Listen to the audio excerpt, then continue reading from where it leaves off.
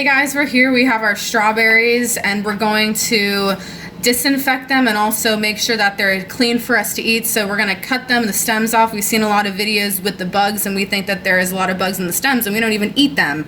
So we're just going to cut all them off. We have our bowl of vinegar water here fresh and we're just going to place them in here, cut them, let them clean and soak so they're ready for us to eat. So let's cut these off, making it all edible for us. We love our strawberries. They're very good and very healthy for any part of the day.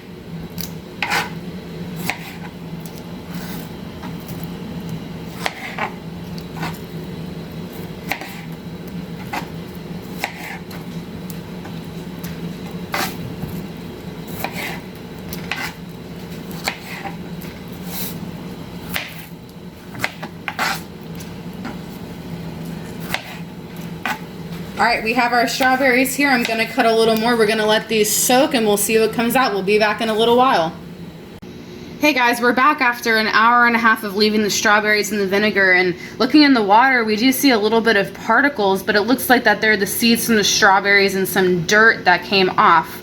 We don't see any bugs in here because we were thinking that the bugs were hanging out in the leaves and they eat the leaves and the berries, but we've also seen other videos of different types of bugs coming out in the water. So I guess it really just depends on where you shop and your personal experience, but it's very important to just wash these thoroughly because you don't know where the strawberries have been and what the source is. But we're very happy to see from our experience that there's no bugs in the water, just little pieces of strawberry seed, maybe some leaves that we left on, but this makes us super happy. We're gonna rinse it one more time and then we're gonna store them away, freeze them, and in the fridge for different types of things. And yeah, this is just another cool thing we have. Make sure to like and subscribe if you like this. Share your personal experience with your strawberries and we'll talk to you soon.